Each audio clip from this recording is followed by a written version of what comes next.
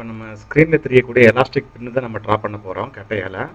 இப்போ இதோட டைமென்ஷன் பார்த்துக்கலாம். இதை வந்து நமக்கு ஃப்ரண்ட் வியூ வச்சுருக்காங்க. ஃப்ரண்ட் வியூவில் பார்த்தீங்கன்னா total length 16 mm, diameter 4.4 mm.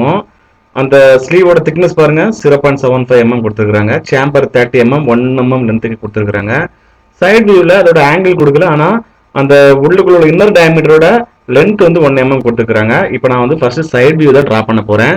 Side வியூவோட dimension வந்து எனக்கு ஃப்ரண்ட் வியூவில் 4.4 mm டயமீட்டரும் அதோட ஸ்லீவ் திக்னஸ் 0.75 mm. இதை வச்சு நான் ட்ரா பண்ண போகிறேன். இப்போ நான் என்ன வியூ எடுக்கிறேன்? சைடு வியூ எடுத்துக்கிறேன்.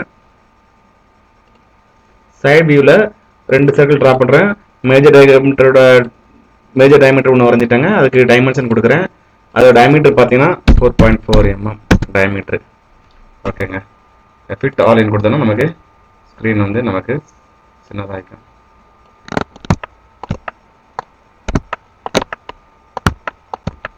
ஓகேங்க. 4.4 mm ஒரு டயமீட்டர் ட்ரா பண்ணியாச்சு.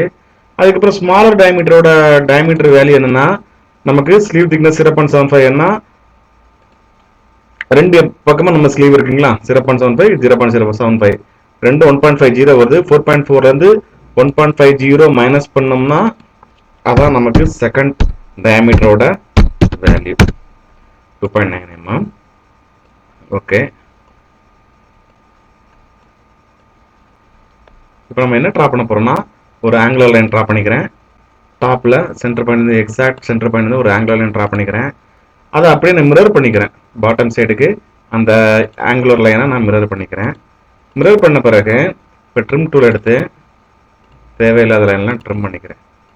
இது என்ன சர்க்கிள் இதெல்லாம் ட்ரிம் பண்ணிக்கிறேங்க.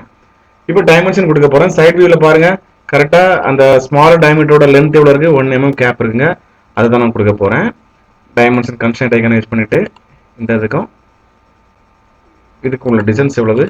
1 mm கொடுத்துருக்காங்க. ஓகேங்க. இப்போ நம்ம ஃபைனலாக அந்த ஸ்லாட் வித்தை நம்ம டைமென்ஷனிங் பண்ணி கன்ஸ்ட்ரெயின் பண்ணிக்கலாம். ஃபுல்லாக நம்ம சைட் வியூ ட்ரா பண்ணியாச்சுங்க. நான் எக்ஸைட் கொடுத்துக்கிறேன். இப்போ இதை பேட் பண்ண போகிறேன். பேட் பண்ணுறதுக்கு டைமென்ஷன் எவ்வளோனா 16 mmங்க. இப்போ நான் பேட் பண்ணிக்கிறேன். 8 mm கொடுத்து பேட் பண்ணுறேன். மிரரேஷன் கொடுத்துக்கிறேன். டோட்டலாக எனக்கு 16 mm கிடச்சிட்டுங்க. ஓகே, அவ்வளோதாங்க. எலாஸ்டிக் பின் வந்து நம்ம ஒரு வியூ நம்ம ட்ரா பண்ணியாச்சு. இன்னும் நம்ம சேம்பர் மட்டும் தாங்க பண்ணணும். எல்லா டைமென்ஷனும் பண்ணியாச்சு. இப்போ நம்ம சேம்பர் மட்டும் தான் பாக்கி இருக்குது. 1 mmக்கு 30 டிகிரிக்கு நம்ம சேம்பர் பண்ணணும். அப்போ நீங்கள் சேம்பர் எடுத்துக்கோங்க. சேம்பரில் எங்களும் சேம்பர் பண்ண போகிறோம். அந்த சைடும் இந்த சைடும் நம்ம சேம்பர் பண்ண போகிறோம். 1 mm லென்த்துக்கு 30 டிகிரி லென்த்துக்கு நம்ம பண்ண போகிறோங்க. இப்போ நமக்கு சேம்பர் பண்ணியாச்சுங்க. அவ்வளோதாங்க. நம்ம எலாஸ்டிக் பின்னு வரைஞ்சாச்சுங்க. நம்ம டைமென்ஷன் நமக்கு என்ன கொடுத்துருக்காங்களோ அதுபடி நம்ம எலாஸ்டிக் பின் ட்ரா பண்ணியாச்சுங்க. தேங்க்யூ.